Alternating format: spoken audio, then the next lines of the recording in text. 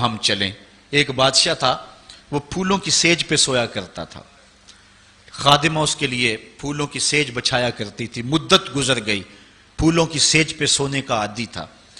ایک دن خادمہ نے سوچا، لونڈی نے سوچا، روزانہ بادشاہ اس سیج پہ سوتا ہے، پتہ نہیں کیا لطف ہوگا۔ کمر سیدھی کرنے کے لیے، اس سیج کا لطف اٹھانے کے لیے وہ بھی لیٹ گئی۔ سیج تیار کرنے کے بعد ایک لمحے کے لیے کمر سیدھی کی تو سارے دن کی تھکی ہوئی تھی، آنکھ لگ گئی۔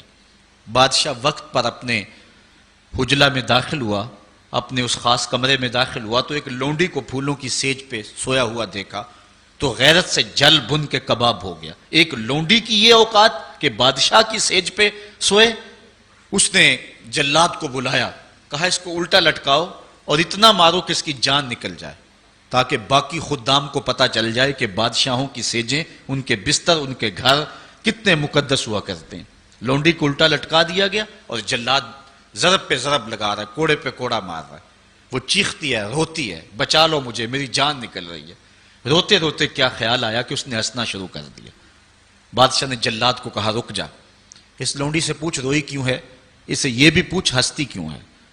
جلاد نے کہا لونڈی بتا روتی کیوں ہے۔ اس نے کہا تجھے نہیں پتا جب کوڑا لگتا ہے تو جان نکلنے کو آتی ہے، نزع کا عالم طاری ہو جاتا ہے۔ کہا یہ تو سمجھ ہے، لیکن ہنستی کیوں ہے؟ کہا ہنسی مجھے اس بات سے آئی ہے کہ چند لمحوں کے لیے سوئی ہوں، اتنی تکلیف کاٹ رہی ہوں، سوچا جو عمر بھر ہو گئی سوتے ہوئے جس کو، اس کا کیا بنے گا؟ جس کی زندگی بیت گئی اس سیج پہ سوتے ہوئے، اس کا کیا بنے گا؟ صاحبو، یہ دنیا پھولوں کی سیج نہ بنائیں، اس دنیا کو اللہ کی عبادت کے لیے گزاریں، ذکر فکر میں گزاریں، سحری کے وقت اٹھ کے مصلے پہ کھڑا ہو کے رونا سیکھیں، اللہ کے حضور آئیں، سارے کام چھوڑ دیں، رزق کی تلاش میں رازق کو بھول نہ جائیں۔ تم سمجھتے ہو دکان بند کر کے چلے گئے تو شاید میری آج کی سیل کم ہوگی۔ سیل دینے والا، رزق دینے والا، رزق کے دروازے کھولنے والا وہ رب ہے۔ جاؤ اس کے حضور جاؤ اور جا کے اس سے مانگو، مالک، رزق کا مالک بھی تو ہے، تیرے ہاتھ میں سارے خزانے ہیں، میری مدد فرما۔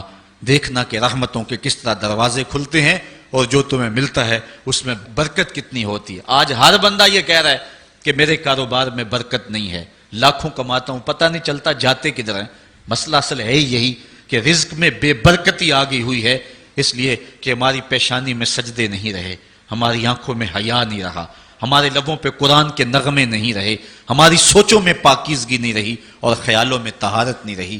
آج غلاظت ہی غلاظت، گند ہی گند، اور جو ہے وہ شہوت ہی شہوت اور بے حیائی ہی بے حیائی آنکھوں میں، نظروں میں، خیالوں میں بھر دی گئی ہے۔ بازار میں چلے جائیں، گھر چلے جائیں، گھر کا دروازہ بند کر کے، مقفل کر کے بغیر آپ سمجھتے ہیں کہ میں محفوظ ہو گیا ہوں، آج تو وہاں بھی محفوظ نہیں رہا جاتا۔ عجیب صورتحال بنی ہوئی ہے۔ اپنے گھروں کو ان ساری شرارتوں سے پاک کرو اور اپنی نظروں کو پاکیزگی سکھاؤ، پھر دیکھنا کہ کس طرح برکتیں ہوتی ہیں اور کس طرح رحمتیں ہوتی ہیں۔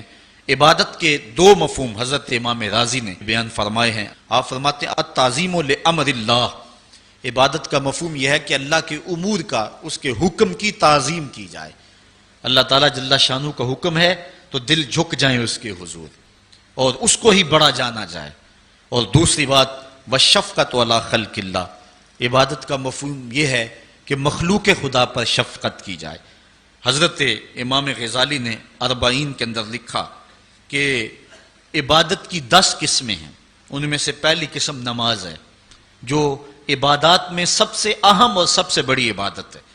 دوسری قسم زکوٰۃ ہے، تیسری قسم روزہ ہے، چوتھی قسم حج ہے، پانچویں قسم تلاوت کلام مجید ہے، اور چھٹی قسم ہر وقت ذکر الہی میں رہنا ہے، ساتویں قسم حلال رزق کے لیے کوشاں رہنا ہے، اور آٹھویں قسم پڑوسی، ہمسائے، ساتھی اور دوستوں کے حقوق ادا کرنا ہے، اور نویں قسم امر بالمعروف اور نہی عن المنکر کرنا ہے، اور 10ویں قسم اتباع رسول صلی اللہ علیہ وآلہ وسلم کرنا ہے۔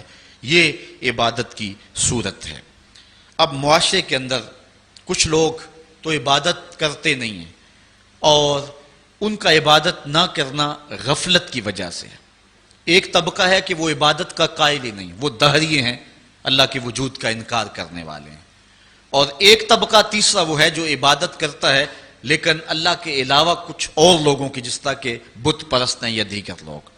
لیکن اہل ایمان جو ہیں وہ اللہ کی عبادت کرتے ہیں، اس کے علاوہ کسی اور کی عبادت نہیں کرتے، اس عبادت میں تساہل اور سستی نہیں کرتے، نمازوں کو 5 گانا وقت پہ ادا کرنا اپنا معمول رکھتے ہیں، اور یہی زندگی کا حسن ہے اور یہی زندگی کا جمال ہے۔ اور جو شخص اللہ کے حضور جھکنا چھوڑ دے، اللہ تعالیٰ اس کے رزق سے بھی، اس کی عمر سے بھی برکت اٹھا لیتا ہے۔ عبادت کا ایک مفہوم علماء نے اللہ تعالیٰ کی پہچان بھی بیان فرمایا۔ حضرت مولا کائنات سیدنا علی المرتضیٰ رضی اللہ تعالیٰ عنہ نے وما خلقت الجن والانس الا لیعبدون کا ترجمہ کیا ہے اے لیعرفونی، یعنی ہم نے جن و انس کو اس لیے پیدا کیا کہ وہ مجھے پہچان جائیں۔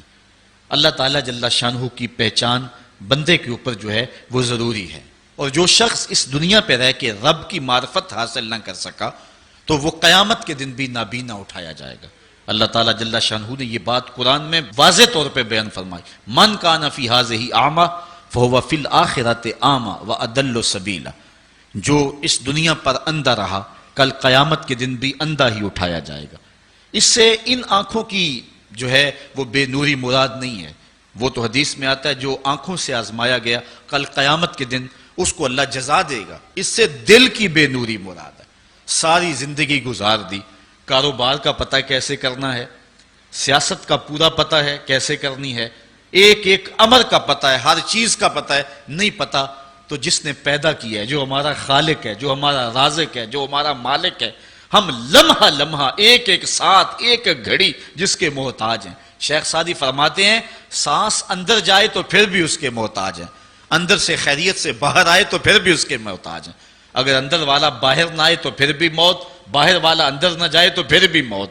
تو ہم ایک سانس میں کئی بار اس کے محتاج ہیں اور لمحہ لمحہ اس کے محتاج ہیں، جو ہماری ہر ضرورت کی کفالت کرنے والا ہے، جو ہمارا خالق بھی ہے، رب بھی ہے، مالک بھی ہے اور ضروریات کا کفیل بھی ہے، اور اس کو ہم نہیں پہچانتے۔ باقی ہر دنیا کی چیز ہمیں آتی ہے، ہمیں ایک ایک چیز سے پتہ ہے، ہمیں اتنا بھی پتہ ہے کہ فلاں کرکٹر نے چوکے کتنے لگائے اور چھکے کتنے لگائے ہیں، اس نے فلاں میچ میں سینچریاں کتنی کی ہیں، ہمیں اتنی تفصیلات کا علم ہے، ایک ایک شخص کے بارے میں ہمیں پتہ ہے، لیکن نہیں پتہ تو اس کا نہیں پتہ جو ہماری شاہ رگ سے بھی نیڑے رہتا ہے، جو ہمارے دلوں کے قریب رہتا ہے، جس نے ہمیں زندگی کی بہاریں اور زندگی کا جمال دیا۔ آئیے اپنے رب کو پہچانیں، اور جو شخص اپنے رب کی معرفت حاصل نہیں کر سکا وہ قیامت کے دن بھی اندھا اٹھایا جائے گا۔ اللہ تعالیٰ جل شانہ نے محبوب علیہ الصلوۃ والسلام کے سینے پر اترنے والی اس کتاب میں اس بات کو اعلانیہ طور پر واضح بیان فرمایا گیا۔ اسی لیے اقبال نے کہا تھا دل بینا بکر طلب خدا سے کہ آنکھ کا نور دل کا نور نہیں ہے۔ میں عبادت کے عنوان سے گفتگو کو ادھورا سمجھوں گا جب تک میں حضور کی ابدیت کو بیان نہیں کروں گا۔ حضور کی عبادت کا عالم یہ ہے، اللہ کے حضور سجدہ ریزیوں کا اور دیگر عبادت کی جتنی بھی اقسام اور صورتیں ہیں، آقا کریم اللہ کے حضور ساری ساری رات قیام فرماتے ہیں، ہمیں تو جگایا جاتا ہے، اذانیں دی جاتی ہیں پھر بھی نہیں اٹھتے، لیکن وہاں کیا ہے کہ اللہ تعالیٰ خود فرماتا ہے محبوب ساری رات جاگا نہ کرو، کچھ سو بھی تو لیا کرو۔ اللہ اکبر۔ اور اتنی اللہ کے حضور عبادت کرتے ہیں حتیٰ تتورم قدماہ، یہاں تک کہ حضور علیہ السلام کے مبارک قدم جو ہیں وہ سوج جاتے ہیں۔ اور آقا کریم علیہ الصلوۃ والسلام سے کہا گیا حضور آپ کے وسیلے اور صدقے سے اللہ نے اگلوں اور پچھلوں کے گناہ معاف کر دیے، لیکن اس کے باوجود بھی آپ اتنی کثرت کے ساتھ عبادت کرتے ہیں۔ تو حضور نے فرمایا کہ میں اللہ کا عبد شکور نہ بنوں، اس کا شکر گزار بندہ نہ بنوں جس نے اتنی نعمتیں اور اتنی کرم نوازیاں میرے اوپر نازل فرمائیں۔ اس نے اتنا کرم کیا، ذرا دیکھیں تو صحیح، اپنے اندر جھانک کر کے تو دیکھو کتنے کرم ہے اس کے، کتنے فضل ہے اس کے، کتنی نعمتیں ہیں جس کا ہمیں علم بھی نہیں ہے، لیکن وہ ہمارے اوپر پہم برس رہی ہیں۔ میرا ایک دوست تھا، اس کے منہ میں یہ جو لعاب آتا ہے اس کی مقدار کم ہو گئی، تو اتنا مسئلہ بنا اس کے لیے کہ ایک آنکھ کی بینائی بھی جاتی رہی، دوسری آنکھ کی بینائی بھی متاثر ہو رہی ہے۔ مرض کیا ہے کہ منہ میں یہ جو لعاب آتا ہے یہ قدرتی گریس ہے، نظام انہضام میں مدد دیتی ہے، بولنے بھی طاقت دیتی ہے۔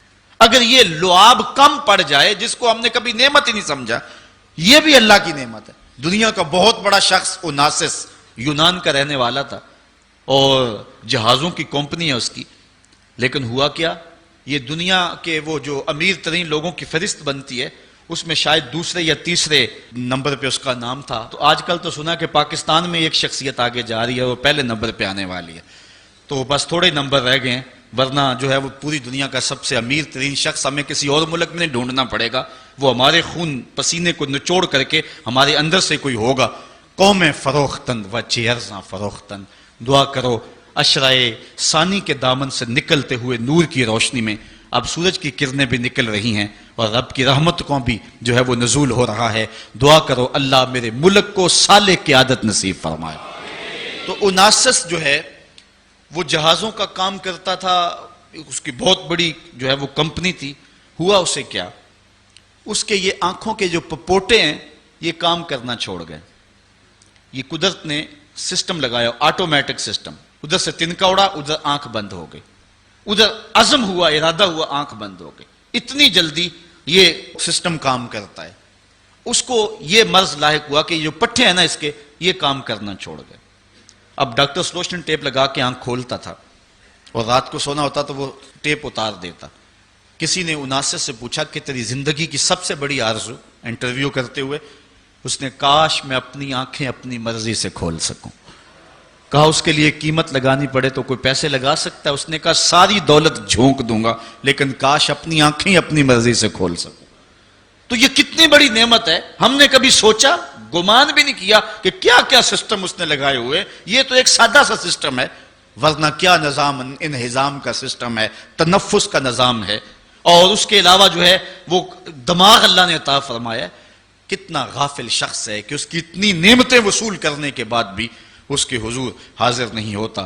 لیکن میرے اور آپ کے آقا و مولا اللہ کے وہ با کمال بندے ہیں کہ بندگی کی انتہا حضور کی ذات ہے.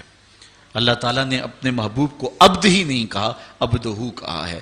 معراج کی قربت خاص میں اس کے باوجود اللہ جل شانہ کے حضور جب پیش ہوتے ہیں تو اللہ تعالیٰ جل شانہ اپنے محبوب سے کہتا ہے بما اشرفک یا احمد، پیارے بتا تجھے کس چیز سے نوازوں.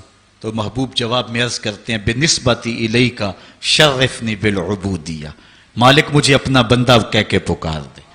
بندے کے لیے سب سے بڑا اعزاز ہے کہ وہ بندہ ہو، اس کا غلام ہو اور اس کے حضور سر پر سجود رہے.